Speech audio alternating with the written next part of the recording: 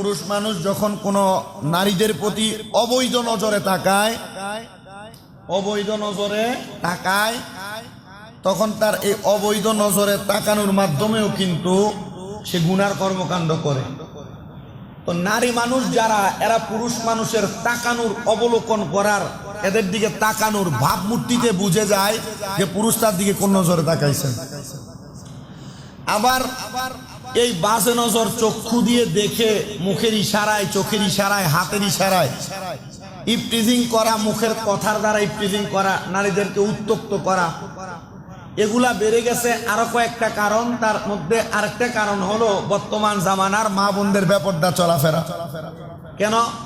এরা যখন অবাধভাবে বেপরদা চলাফেরা করে, এদের চলাফেরার ধরন ভঙ্গি যখন পরিবর্তন হয়ে যায়, আল্লাহ পাক কোরআনুল কারিমে নারীদেরকে বলেছেন এদের দেহকে হেফাজত করে পর্দার মাধ্যমে চলাফেরা করার জন্য। এরা যখন এগুলা করে না, তখন কিন্তু তার অশালীন পোশাক পরে রাস্তায় বের হওয়ার কারণে শরীরের মধ্যে যে সমস্ত জামা কাপড় পরতেছে, যে জামা কাপড় পরার কারণে তার শরীর এমনি দেখা যাচ্ছে। বাংলাদেশে যে সমস্ত পোশাকের প্রচলন শুরু হয়ে গেছে, ওই পোশাক আমাদের মা বোনেরা পরে রাস্তায় বের হলে সে পোশাক না পরলে যে অবস্থা, হয়তো বর্তমান জামানার পোশাক পরলে সেই অবস্থা।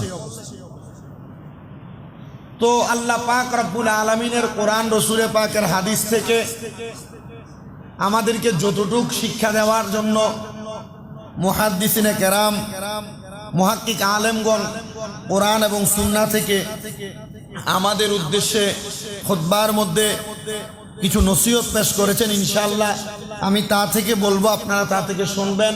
আমাকে বলার পর, আপনারা শোনার পর আমল করার, আপনারাও আমলে বাস্তবায়ন করার তৌফিক দান করুন। সবাই জবান খুলে পড়েন আল্লাহুম্মা আমিন। উপস্থিত হাজিরিন, আল্লাহ তাআলা কোরআনুল কারীমের মধ্যে বলেন, কুল্লিল মুমিনিনা ইয়াগুদ্দু মিন আবসারিহিম ওয়া ইয়াহফাযু ফুরুজাহুম।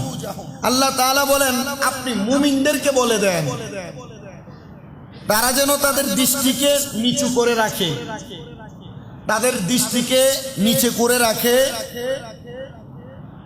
এবং তারা তাদের ইয়াহফাযু ফুরুজাহুম, তাদের লজ্জাস্থানকে হেফাজত করে। কেন? যালিকা আযকা লাহুম, এটা তাদের জন্য খুব পবিত্র। ইন্নাল্লাহা খবীরুম বিমা ইয়াসনাউন, নিঃসন্দেহে তারা যা করে এ ব্যাপারে আল্লাহ তাআলা অবহিত। এই কোরআনুল কারীমের মধ্যে যারা মুমিন বান্দা, ওই মুমিন বান্দাদেরকে বলা হয়েছে এক নাম্বার তাদের দৃষ্টিকে হেফাজত করার জন্য। বলেন কি হেফাজত করার জন্য? দৃষ্টি, তাদের চোখকে হেফাজতের জন্য। দুই নাম্বার বলেছেন তাদের লজ্জাস্থানকে হেফাজত করার জন্য। কারণ একটা পুরুষ মানুষের দুইটা জিনিস সবচাইতে পবিত্র। এ পবিত্র দুইটা জিনিস কি? তাহলে বোঝা গেল, এক নাম্বার চোখ, দুই নাম্বার আমাদের লজ্জাস্থান। আল্লাহ তাআলা তো আমাদের এই সব সম্পর্কে অবহিত। আল্লাহ যে অবহিত এটা তো নবীজির মাধ্যমে জানিয়ে দিলেন, কিন্তু আমাদেরকে বলার পর আমরা কতটুকু হেফাজত করলাম? আসেন আমার বাবাজিরাম, আল্লাহ তাআলা কোরআনুল কারীমের মাধ্যমে আমাদেরকে জানিয়ে দিচ্ছেন, ইন্নাস সামআ ওয়াল বাসারা ওয়াল ফুআদা কুল্লু উলাইকা কানা আনহু মাসউলা। জবান খুলে উচ্চ কণ্ঠে জোরে জোরে পড়েন আল্লাহু আকবার। আল্লাহ তাআলা কোরআনুল কারীমে জানিয়ে দেয়, নিশ্চয় কান, চক্ষু এবং হৃদয় এগুলো প্রত্যেকটা সম্পর্কে জিজ্ঞাসা করা হবে। আমাদের চক্ষু সম্পর্কে, আমাদের কান সম্পর্কে, আমাদের হৃদয় অন্তর সম্পর্কে আল্লাহ তাআলা জিজ্ঞাসা করবেন। আয়াতে কারিমার তাফসীরের মধ্যে দেখলাম হযরতে জালালউদ্দিন সুয়ুতী রাহমাতুল্লাহ আলাইহি উনি তাফসীরে জালালাইন শরীফের মধ্যে উল্লেখ করতেছে যে যখন কোনো মানুষ তার কান দ্বারা দুনিয়ার কোনো ফায়সা কাজ করা, কোনো মহিলাদের কথা আর আওয়াজ শোনার কারণে সে তার কানকে হেফাজত করলো না। কোনো মানুষ তার চোখ দ্বারা কোনো নারী দেখার পর সে তার চক্ষুকে হেফাজত করলো না। নারী দেখার পর ওই জায়গার দিকে এসে তার চক্ষুকে অবলোকন করে রাখলো। এবং কোনো মানুষ তার হৃদয় দ্বারা, অন্তর দ্বারা কোনো নারী মানুষের কথা চিন্তা করে করে তার অন্তরের মধ্যে লোভ লালসা জাগাইলো। আল্লাহ তাআলার কোরআন বলতেছে, শোনো দুনিয়ার মানুষ, উলাইকা কানা আনহু মাসউলা, আমার আল্লাহ তাআলা এই সব সম্পর্কে তোমাদেরকে জিজ্ঞাসা করবেন। আল্লাহ আপনি কেন জিজ্ঞাসা করবেন? আল্লাহ তাআলা কুরআনুল কারীমের মধ্যে বলে দেয়, বান্দা যখন তুমি তোমার চোখ দ্বারা, তোমার অন্তর দ্বারা, তোমাদের কান দ্বারা গুনাহের দিকে তুমি তোমার অগ্রসর হও, গুনাহের কথা চিন্তা করো, গুনাহের কথা শুনো, গুনাহের দিকে তাকিয়ে থাকো, তখন তোমার কানের গুনাহ লেখা হয়, চোখের গুনাহ লেখা হয়, অন্তরে চিন্তা করলে তোমার অন্তরের গুনাহ লেখা হয়। এবার আপনারা বলেন, আমরা সবাই আল্লাহ তাআলার কাছে পুত পবিত্র প্রমাণ করার জন্য আমাদের কান দ্বারা মহিলাদের গলার আওয়াজ শোনা, আমাদের চক্ষু দ্বারা মহিলাদেরকে দেখা, আমাদের মুখ অন্তরের মধ্যে মহিলাদের ব্যাপারে বাজে চিন্তা করা আমাদের পরিহার করার দরকার আছে না নাই? আল্লাহ তাআলা আমাদেরকে হেফাজত করুন। তাহলে বোঝা গেল, আমাদের কান দ্বারা যদি কোনো মহিলাদের গলার আওয়াজও শোনা যায়, মহিলাদের গলার আওয়াজও শোনা যায়, তাহলে এটার দ্বারা গুনাহ আছে না নাই? তা আমরা তো রাস্তা দিয়ে যাওয়ানোর সময় এই বাড়ি ওই বাড়ি বিভিন্ন মহিলারা বিভিন্ন গলার আওয়াজ করে থাকে। এখন এই আয়াতে কারিমা দ্বারা কিন্তু এই যে মহিলারা গান কয় না, মহিলাদের গান কওয়া কি কিন্তু হারাম করা হয়েছে। কেন? এই একমাত্র এদের গলার আওয়াজকে অপর পুরুষ শুনে যাবে এই জন্য। আমরা রাস্তা দিয়ে চলার সময় মহিলারা হেঁটে যাচ্ছে, আপনি চাইলেও চোখ হেফাজত করতে পারবেন না। বাজারে যাবেন, আপনি চাইলেও চোখ হেফাজত করতে পারবেন না, যতটুকু সম্ভব হেফাজত করে চলতে হবে। এটা আল্লাহর কোরআন বলছে। আল্লাহ তাআলা কোরআনুল কারীমের মধ্যে আরো বলেন,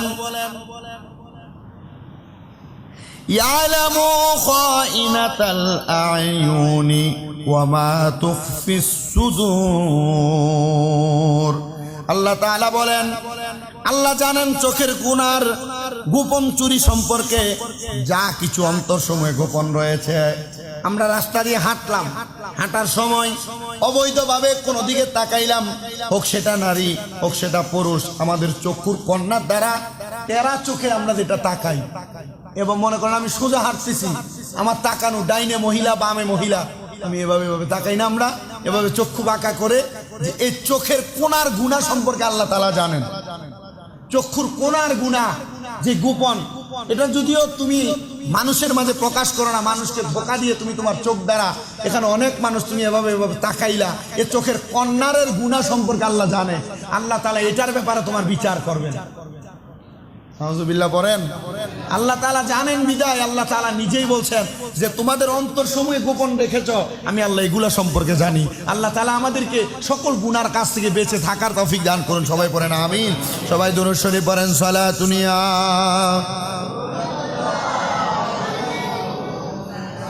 সালামুন ইয়া হাবিবাল আলাইকুম সালাতুন ইয়া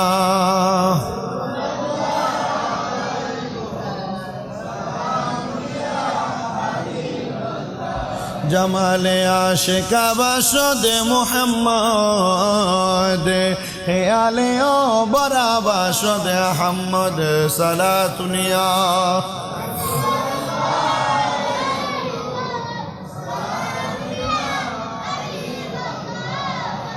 এই জন্য আমার মুসলমান ইমানদার ভাইয়েরা, আল্লাহর নবীর হাদিস শরীফের মধ্যে লক্ষ্য করেন, নবী আমার বলেন, মাইয়া গোমানলি মা বাইনা লাহইয়াইহি ওয়া রিজলাইহি আযমান লাহুল জান্নাত। আল্লাহর হাবিব সাল্লাল্লাহু আলাইহি সাল্লাম বলেন, যেই ব্যক্তি আমার কারণে দুইটা জিনিসের হেফাজত করবে, দুই চোয়ালের মধ্যবর্তী জিহ্বাকে হেফাজত করবে এবং দুই পায়ের মধ্যবর্তী লজ্জাস্থানকে হেফাজত করবে, নবী আমার বলে, শোনো দুনিয়ার মুসলমান, আমি নবী ঘোষণা করলাম, এটা করার কারণে লাহুল জান্নাহ, আমি নবী তাদের জান্নাতের জামিনদার হয়ে যাব। শোনেন মুসলমানেরা, আল্লাহর নবী বলে দুই চোয়ালের মধ্যবর্তী জায়গা জিহ্বা, এটার হেফাজত যারা করবে, দুই পায়ের মধ্যবর্তী স্থান আমাদের লজ্জাস্থান, নবী বলে এটার হেফাজত যারা করবে তাদের জন্য জান্নাতের জিম্মাদারি আমি নবীর কাছে, জান্নাতের জামিনদারি আমি নবীর কাছে। ইয়া রাসূলুল্লাহ, ইয়া হাবিবাল্লাহ, আপনি কেন বললেন দুই চোয়ালের মাঝখান জিহ্বার হেফাজতের কথা? আমরা আমাদের জিহ্বা দ্বারা যে কোনো কথা বলে থাকি, আমরা আমাদের জিহ্বা দ্বারা হঠাৎ করে কোনো কথা বলে থাকি। হাদিস শরীফের মধ্যে লক্ষ্য করলে দেখা যায় নবী বলে দুনিয়ার ফাহশা কথা, খারাপ কথা থেকে তুমি যখন তোমার জিহ্বাকে হেফাজত করবে, তুমি তোমার জিহ্বার দ্বারা হাজার হাজার লক্ষ লক্ষ গুনাহ থেকে বাঁচতে পারবে। ফাহশা কথা বলা, বাড়তি কথা বলা, এ সমস্ত কথার কারণে একটা কথা, দুইটা কথা, তিনটা করে 10টা কথা বললে তোমার একটা কথা ভুল হতে পারে, একটা কথা খারাপ বের হতে পারে। এজন্য তোমরা তোমাদের দুই চোয়ালের মধ্যবর্তী জায়গা জিহ্বাকে হেফাজত করো। ইয়া রাসূলুল্লাহ, ইয়া হাবিবাল্লাহ, এই জিহ্বাকে কেন হেফাজত করব? নবী বলে তুমি জান্নাত পাওয়ার জন্য জিহ্বাকে হেফাজত করবে। বলেন সুবহানাল্লাহ। দ্বিতীয়ত নবী সাল্লাল্লাহু আলাইহি সাল্লাম বলছে জিহ্বাকে তোমরা যখন কোনো জায়গায় তোমাদের মুখের একটা কথাকে ব্যক্ত করবে, কারোর কাছে বলবে, ওই বলার সময় তোমরা খুব চিন্তা ভাবনা করে একটা কথা বলবে, খুব চিন্তা ভাবনা করে দুইটা কথা বলবে, খুব চিন্তা ভাবনা করে তিনটা কথা বলবে। ইয়া রাসূলুল্লাহ, 3 কথাই শেষ? বলে হ্যাঁ, কোনো মানুষ যদি চায় সে তার জিহ্বাকে হেফাজত করবে, সে 3টি বাক্যর মাধ্যমে সে তার জিহ্বাকে হেফাজত করতে পারে। ইয়া রাসূলুল্লাহ, কিভাবে? নবী বলছেন তুমি যদি একটি কাজ করবে না, তুমি তোমার মুখের বাক্য দ্বারা প্রকাশ করে দিবে। একটি কাজ সম্পাদন করবে, মুখের বাক্য দ্বারা হেফাজত করবে। তবে হ্যাঁ, তার চাইতে বেশি কথা বললেই দেখবে তুমি তোমার নিজের জিহ্বাকে হেফাজত করতে পারবে না।